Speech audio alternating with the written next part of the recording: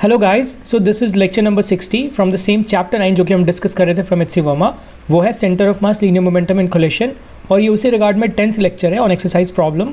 और इस लेक्चर में हम 48, 49 एंड 50 क्वेश्चन नंबर डिस्कस करेंगे गाइस। तो चलो स्टार्ट करते हैं। So this is question number 1 of this video. A bullet of mass 20 gram moving horizontally at a speed of 300 meters per second is fired into a wooden block of mass 500 gram suspended by a long string। तो ऐसा कुछ scenario given है यहाँ पे कि एक bullet है हमारे पास ऑफ मास से 20 gram. This is of mass 20 upon 1000 kg बोल सकते हैं हम इसको। Have converted this into kg। और यहाँ पे कोई एक ब्लॉक है, वुडन ब्लॉक, जो कि स्ट्रिंग से ऐसे लटकी हुई है लाइक दिस। और ये बुलेट बेसिकली यहाँ पे है और ये इस वुडन ब्लॉक की तरफ अप्रोच कर रहा है विद वेलोसिटी ऑफ 300 मीटर्स पर सेकंड। ऐसा कुछ सिनेरियो गिवन है। और ये वुडन ब्लॉक का जो मास है which is given to be 500 gram which is nothing but what 0.5 kg। That is basically the mass of this wooden block. और ये एक लॉन्ग स्ट्रिंग के साथ सस्पेंडेड है। उसके बाद कह रहा है the bullet crosses the block and emerges on the other side. ये बुलेट यहाँ तक आया, इस पे एक्चुअली लगा और ये पिंच किया, उसके बाद अदर साइड एमर्ज हो गया बुलेट, ऐसा कुछ। If the centre of mass of the block rises through a height of 20 centimetres. ऐसे जब ये ब्लॉक इससे पिंच हुआ, इससे पास होने के बाद जब बुलेट इस पे निकला यहाँ से, तो ये जो ब्लॉक है वो कुछ उसकी हाइट में 20 सेंटीमीटर की बढ़ोतरी देखी गई। मतलब 20 सेंटीमीटर राइज किया ये ब्लॉक। कैसे राइज किया होगा? वेल ऐसे राइज किया होगा। यहाँ पे ये ऐसा कुछ मोशन हुआ होगा लाइक दिस, जिसके कारण ये ब्लॉक राइज किया होगा, क्योंकि ये बुलेट इसको पिंच करते हुए आगे चला गया। तो बुलेट ने कुछ एनर्जी ट्रांसफर की है इसमें। ऑब्वियसली एनर्जी लॉस्ट हुई होगी इन बिटवीन प्रोसेस के दौरान। तो क्वेश्चन है find the speed of the bullet as it emerges from the block. यहाँ पे जो बुलेट की स्पीड है एमर्ज करने के बाद वो हमें निकालनी है। That is basically the question. तो ये क्वेश्चन अच्छा क्वेश्चन है। चलो देखते हैं इसको सॉल्व कैसे करते हैं। सबसे पहले अगर हम हॉरिजॉन्टल डायरेक्शन की बात करें, यहाँ पे दिस हॉरिजॉन्टल डायरेक्शन, और जो बुलेट है वो पिंच हुआ इस ब्लॉक से और ये ब्लॉक के थ्रू होने के बाद ये जस्ट निकला। तो यहाँ पे इस पॉइंट पे जैसे ही वो बुलेट निकला इस ब्लॉक से, उस पॉइंट पे अगर हम इस ब्लॉक की वेलोसिटी निकालनी चाहें तो कैसे निकालेंगे? क्योंकि देखो मैं क्या यहाँ पे सोच रहा हूँ कि अगर हमें वहाँ की वेलोसिटी मिल गई, जैसे ये बुलेट इस ब्लॉक से निकला और वहाँ पे उस ब्लॉक की कितनी वेलोसिटी है, तो वो वेलोसिटी हमें मिल गई, तो उस वेलोसिटी से फिर ये हाइट जो है 20 सेंटीमीटर्स जो राइज किया है, यहाँ पे हम एनर्जी इक्वेशन अप्लाई कर सकते हैं। दैट यहाँ पे जितनी भी वेलोसिटी होगी इस ब्लॉक की, कुछ काइनेटिक एनर्जी होगी बिकॉज ऑफ दैट वेलोसिटी, और वो काइनेटिक एनर्जी ही बेसिकली यूटिलाइज हुआ होगा इसकी हाइट को राइज करने में। तो वो मैं सोच रहा हूँ, तो वैसे सोच रहा हूँ मैं उस डायरेक्शन में मूव कर रहा हूँ। तो यहाँ पे हमें ये वेलोसिटी कैसे निकलेगी? वो वेलोसिटी निकालने के लिए हमें इस डायरेक्शन में मोमेंटम कंजर्वेशन लगाना पड़ेगा। और वो मोमेंटम कंजर्वेशन लगाने के बाद ही एक रिलेशन डेवलप होगी जिससे ये ब्लॉक की वेलोसिटी और ये बुलेट की वेलोसिटी हमें दोनों मिलेगी उस इक्वेशन में। तो वहाँ से हम उस बुलेट की वेलोसिटी को फाइंड आउट कर सकते हैं बिकॉज हमें ये हाइट मालूम है। तो ब्लॉक की वेलोसिटी को वहाँ से रिलेट कर सकते हैं। देखो मैं क्या बोल रहा हूँ, अभी और भी क्लेरिफाई होगा। सबसे पहले हम लीनियर मोमेंटम कंजर्वेशन LMC ये लगाते हैं। तो ये लगाएंगे तो सबसे पहले हमारे पास क्या है, 20 अपॉन 1000 है ये बुलेट की mass, multiplied by this is basically velocity which is 300 metres पर सेकंड। यही बेसिकली गया और ये ब्लॉक की कुछ वेलोसिटी हुई होगी से V1। जब ये बुलेट निकल गया इस ब्लॉक से तो वहाँ की वेलोसिटी V1 में मान रहा हूँ, प्लस ये again 20 upon 1000 that is the mass of bullet after emergence, यहाँ पे मल्टीप्लाइड बाई कुछ वेलोसिटी V2 हो गया। And this is basically the question. ये V2 हमें फाइंड करना है। क्या कह रहा है? Find the speed of the bullet as it emerges from the block. So ये हमें फाइंड आउट करना है। तो यहाँ से एक V1 की रिलेशन हमें कहाँ से मिलेगी? वेल एनर्जी इक्वेशन से। V1 है तो वहाँ पे क्या होगी, हाफ m इज what 0.5 multiplied by V1 square. That is basically the kinetic energy. जैसी बुलेट एमर्ज हुआ इससे, और वही काइनेटिक एनर्जी के वर्च्यू से इसने 20 सेंटीमीटर हाइट राइज किया है।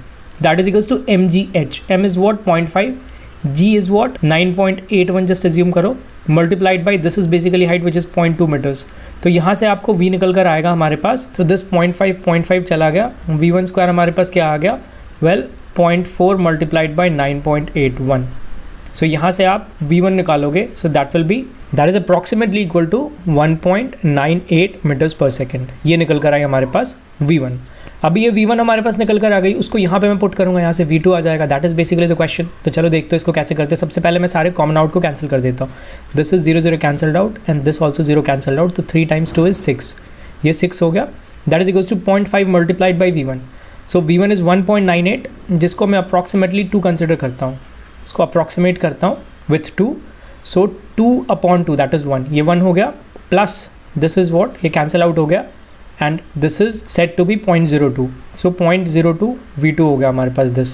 सो ये इस तरफ जाएगा 1। सो 6 minus 1 is what 5 upon 0.02 that is this, and this is what 250 that is basically V2। तो ईजिली निकल गया हमारे पास V2 कितना आया, वेल V2 आया 250 मीटर्स पर सेकेंड।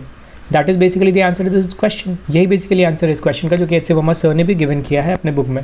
सो ये क्वेश्चन गाइज बहुत टफ क्वेश्चन नहीं था, ऐसा मैं बोल सकता हूँ, बट कॉन्सेप्चुअल क्वेश्चन था। आपको कॉन्सेप्ट्स मालूम होना चाहिए कि कहाँ पे कब लीनियर मोमेंटम कंजर्वेशन लगाना है, कहाँ पे एनर्जी कंजर्वेशन लगाना है, तो ये आपको पता होना चाहिए था गाइज। तो चलो अभी नेक्स्ट क्वेश्चन की ओर बढ़ते हैं। So this is basically the second question of this video. यहाँ पे कह रहा है 2 masses m1 and m2 are connected by a spring of spring constant k and are placed on a frictionless horizontal surface. तो ये हमारे पास 2 mass है m1 and m2 which are basically connected by a spring like this. This is basically spring, इसकी mass m1 है, इसकी mass m2 है like this, and this is frictionless horizontal surface. कह रहा है initially the spring is stretched through a distance x0 when the system is released from rest. अभी मान लो यहाँ पे जो स्प्रिंग है ये x0 एक्सटेंड किया हुआ है, x0 डिस्टेंस से स्ट्रेच किया हुआ है, और ये बेसिकली इनिशियल पोजीशन है इसका जहाँ पे रेस्ट से इसको छोड़ा जा रहा है स्प्रिंग को। सो दिस इज बेसिकली, अगर ये टोटल लेंथ की बात करूँ मैं यहाँ से यहाँ तक, तो this is what x0 plus of l natural length है एंड x0 एक्सटेंड किया गया है। तो यहाँ पे ये है। अब यहाँ पे क्या आ रहा है, find the distance move by the 2 masses before they again come to rest. सबसे पहले तो आपको ये पता करना होगा कि बाद में वापस से ये रेस्ट पे कब आएगा, तो ये मोशन पूरी आपको मालूम होनी चाहिए। सबसे पहले x0 है यहाँ पे, देखो मैं यहाँ पे साइड में बताता हूँ इसको विजुअलाइज कैसे करना है आपको। सबसे पहले ये x0 से एक्सटेंडेड है हमारे पास ये टोटल सिस्टम m1 m2 और स्प्रिंग का।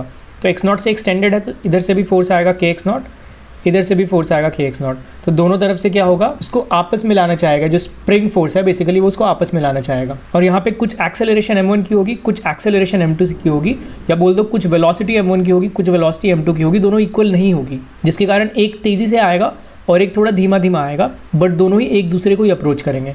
बट वो अप्रोच कब तक करेंगे, वेल यहाँ पे अगेन सेम कॉन्सेप्ट आ गया जो मैंने पहले भी बताया है।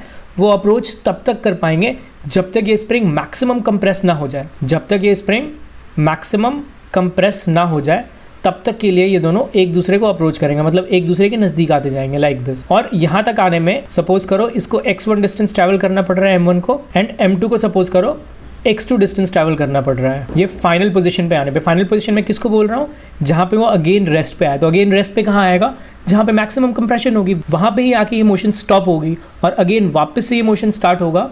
लेकिन उसके बाद क्या होगा, ये दोनों एक दूसरे के अवे जाएंगे, क्योंकि अभी भी स्प्रिंग फोर्स लगेगा m1 पे भी m2 पे भी इसके बाद, बट यहाँ पे रेस्ट पे आ जाएंगे ये दोनों मास, या ये कंप्लीट सिस्टम ही बोल लो रेस्ट पे आ जाएगी।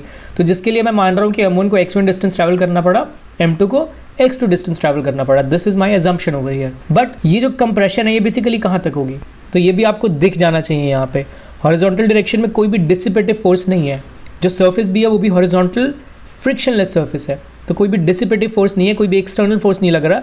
तो ऑब्वियसली जो इनिशियल एनर्जी है हमारे पास स्प्रिंग की कितनी है, स्प्रिंग में पोटेंशियल एनर्जी है बिकॉज m1 m2 तो इनिशियली रेस्ट पे है, सो that is half kx0 square है हमारे पास। तो फाइनल भी सेम ही एनर्जी होनी चाहिए। तो m1 m2 तो रेस्ट पे आ जाएगा बिकॉज पूरी सिस्टम रेस्ट पे आ गई यहाँ पे मैक्सिमम कंप्रेशन के दौरान। तो मैक्सिमम कंप्रेशन कितना होगा यहाँ पे, well same half kx0 square same होगा। तो यहाँ पे जो एक्सटेंशन था x0 सेम यहाँ पर जाके कंप्रेशन हो जाएगा x0 कंप्रेशन हो गया। तो यहाँ पे जो लेंथ है स्प्रिंग की वो कितनी हो जाएगी, स्प्रिंग की बेसिकली लेंथ यहाँ पे L माइनस ऑफ x0 हो जाएगी, क्योंकि x0 यहाँ पे क्या किया है, अभी कंप्रेशन हुई है। तो अगर यहाँ और यहाँ पे लेंथ अगर कंपेयर किया जाए, ये लेंथ और ये लेंथ कंपेयर किया जाए, देखो ये इनिशियली लेंथ कितनी थी, हमने बताया था L प्लस ऑफ x0 थी हमारे पास, that is the initial length of the spring, क्योंकि x0 एक्सटेंशन की गई थी। उसके बाद m1 ने डिस्टेंस ट्रैवल किया x1 और m2 ने डिस्टेंस ट्रैवल किया x2। कहाँ तक आने में, वेल x0 कंप्रेशन तक आने में। तो यहाँ पे अगर देखा जाए इन दोनों की अगर लेंथ को अगर आप देखो जाए तो L plus of x0 is equal to कितना होगा, x1 plus of L minus of x0 plus of x2 होगा। ये दोनों से हमें क्लियरली विजुअलाइज हो रहा है यहाँ पे। तो यहाँ से L कैंसिल आउट हो गया, x0 लेफ्ट हैंड साइड गया, तो 2x0 is equals to x1 plus of x2 हुआ। That is basically the equation 1 आप बोल सकते हो। अभी सेकंड इक्वेशन हमें कहाँ से मिलेगा, वेल सेकंड इक्वेशन देखो again from the same thing कि कोई भी एक्सटर्नल फोर्स इन्वॉल्व नहीं है, कोई भी एक्सटर्नल इन्फ्लुएंस इन्वॉल्व नहीं है। तो क्या होगा, सेंटर ऑफ मास जो है इस सिस्टम की m1 m2 एंड स्प्रिंग की वो इंटैक्ट होगा। तो जो इनिशियल सेंटर ऑफ मास है वही फाइनल सेंटर ऑफ मास होगा, चाहे कितनी भी मोशन हो m1 m2 और स्प्रिंग की कितनी भी कंप्रेशन या एक्सटेंशन हो वो सेम होगा। तो अगर सेंटर ऑफ मास की मैं फॉर्मूला बताऊं तो that is nothing but m1 x1 plus of m2 x2 upon m1 plus m2 होता है, ये हमें मालूम है। अभी यहाँ पे देखो तो एक इस डायरेक्शन में ट्रैवल कर रहा है तो एक इस डायरेक्शन में ट्रैवल कर रहा है, मतलब दोनों की डायरेक्शन ऑपोजिट है। तो यहाँ पे क्या नेगेटिव साइन होगा एक, और सेंटर ऑफ मास सेम होगा हमारे पास चाहे कहीं पे भी ट्रैवल हो। तो यहाँ से अगर मैं initial centre of mass origin पे लूँ मतलब ओरिजिन को इनिशियल सेंटर ऑफ मास मानो लाइक दिस 0,0 और सिर्फ 0 ले लो, हम एक्स डायरेक्शन की बात कर रहे हैं, तो फाइनली भी वो 0 पे ही होगा, फाइनली भी सेंटर ऑफ मास सेम 0 पे होगा। तो वहाँ से हम लिख सकते हैं m1 x1 is equals to m2 x2 relationship. जब हम सेंटर ऑफ मास को ही ओरिजिन मान लिया, मतलब सेंटर ऑफ मास पे ही हम खड़े हैं और वहाँ से पूरी मोशन को एनालाइज कर रहे हैं, तो उस केस में क्या होगा, सेंटर ऑफ मास हमारी चेंज नहीं होगी, जिसके कारण हम m1 x1 is equals to m2 x2 आराम से ही अज्यूम कर सकते हैं खुद को सेंटर ऑफ मास पे रखते हुए। So that is basically taken to be equation number 2। इसको इक्वेशन नंबर 2 लिख लो, और ये इक्वेशन 1 और इक्वेशन 2 है। We need to find x1 and x2, तो दो इक्वेशन दो अननोन है, हम इजीली फाइंड कर सकते हैं, तो चलो फाइंड करते हैं इसको। ये दो इक्वेशन है हमारे पास। सो यहाँ से मैं x2 को लिख सकता हूँ 2x0 minus of x1, this is basically the thing. तो यहाँ से x1 पुट करो अभी इस पर, तो कितना होगा हमारे पास, x2 is equals to 2x0 minus of m2 upon n1 x2 हो गया हमारे पास। तो यहाँ से लेफ्ट हैंड साइड में x2 जाएगा common, and that is 1 plus of m2 upon m1 is equals to 2x0 like this, ये होगा हमारे पास। सो x2 कितना आएगा, well 2m1 x0 upon m1 plus of m2, ये होगा अपने पास x2, दिस इज x2। अब x2 हमारे पास है तो x1 ईजिली निकल सकता है हमारे पास, कैसे, ऊपर वाले को यूज़ कर लो, माइनस ऑफ x2 है 2m1 x0 upon m1 plus of m2 is equal to x1। So यहाँ से 2x0 कॉमन आ गया हमारे पास, and this is m1 plus of m2 minus of m1 upon m1 plus of m2 like this, this is x1। So m1 cancel out हो गया, so x1 कितना आया, that is 2m2 x0 upon m1 plus of m2, that is basically x1। So ये x2 हो गया, ये x1 हो गया, and that is basically the answer. यही क्वेश्चन में पूछा हुआ था, that find the distance move by the two masses before they again come to rest. तो ये हमने देखा x1 और x2 कैसे निकालेंगे। वेल आपको दो इक्वेशन कंसिडर करनी पड़ेगी, एक सेंटर ऑफ मास को ओरिजिन मानना पड़ेगा इनिशियली, और जहाँ से आप m1 x1 is equals to m2 x2 लिख सकते हो। ये आपकी कैलकुलेशन को ईजी बना देता है। ऐसा नहीं है कि आप उसको ओरिजिन नहीं मानोगे तो नहीं सॉल्व कर सकते हो, वैसे भी सॉल्व कर सकते हो, but why to go through the lengthy method जब आपके पास इजी मेथड ऑलरेडी है, उसको आप ओरिजिन मान के ऑलरेडी ये सिंप्लीफाई कर सकते हो, इसको इक्वेशन 2 मान सकते हो, तो क्यों ना हम ऐसे ही जाएं, क्योंकि आपकी क्वेश्चन काफ़ी कम टाइम में सॉल्व हो सकती है। और दूसरा ये लेंथ वाला रिलेशनशिप बिटवीन दीज टू, तो ये इक्वेशन 1 था, ये इक्वेशन 2 था, यहाँ से आप इजीली दो इक्वेशन दो अननोन है, ईजिली आप निकाल सकते हो, और हम निकाले भी। तो अभी चलो गाइज नेक्स्ट क्वेश्चन की ओर बढ़ते हैं। So this is basically the third and last question of this video, और ये क्वेश्चन कुछ ऐसा है that two blocks of masses m1 and m2, these two are connected by a spring of spring constant k. The block of mass m2 is given a sharp impulse so that it acquires a velocity v0 towards right. अब ये initial condition यहाँ पे given है। Initially जो m2 के पास velocity है that is v0 towards right because of an impulse given to it. ऐसा question में गिवन है। तो कह रहा है find the velocity of the centre of मास। सबसे पहले सेंटर ऑफ मास की वेलोसिटी हम फाइंड करते हैं। तो सेंटर ऑफ मास की वेलोसिटी आप कैसे फाइंड कर सकते हो, well same m1 v1 plus of m2 v2 upon m1 plus of m2, that is basically the formula. और यहाँ से अगर ये 2 है और ये 1 है तो हमारे पास v1 बेसिकली 0 है, दिस इज 0, सिर्फ v2 है, तो m2 v2 is basically v0 upon m1 plus of m2, and that is basically the velocity of centre of mass. तो ये हमारे पास निकल गया, this is basically the answer to part A. ये काफ़ी ईजी था हमारे पास, डायरेक्ट निकल गया यहाँ पे। क्वेश्चन नंबर 2 है the maximum elongation that the spring will suffer. यहाँ पे आपको अगेन विजुअलाइज करना पड़ेगा। देखो सबसे पहले आपको कोई भी स्प्रिंग मास प्रॉब्लम है, हॉरिजॉन्टली है, एक दूसरे को एक्सटेंड किया जा रहा है या कंप्रेस किया जा रहा है, तो आपको सबसे पहले मोशन विजुअलाइज करना आना चाहिए। यहाँ पे मैं अगेन आपको बताता हूँ आप कैसे विजुअलाइज करोगे इस सिचुएशन को। वेल देखो सबसे पहले m2 है हमारे पास, m1 है, ये रेस्ट पे है दोनों। सपोज करो अभी शार्प इम्पल्स गिवन किया गया इसको v2 को, तो क्या होगा, इसमें कुछ ऐसे एक्सटेंशन आएगी, इसमें एक्सटेंशन आएगी, तो स्प्रिंग भी इसके साथ अटैच्ड है, उसमें भी एक्सटेंशन आएगी, और ये एक्सटेंशन के कारण क्या अभी फोर्स डेवलप होगा इस तरफ kx0। सपोज करो x0 एक्सटेंशन आया तो kx0 और इधर भी kx0, जिसके कारण क्या होगा कि इसकी जो वेलोसिटी v0 थी इनिशियली वो थोड़ी कम हो जाएगी, क्योंकि फोर्स ऑपोजिट डायरेक्शन में है।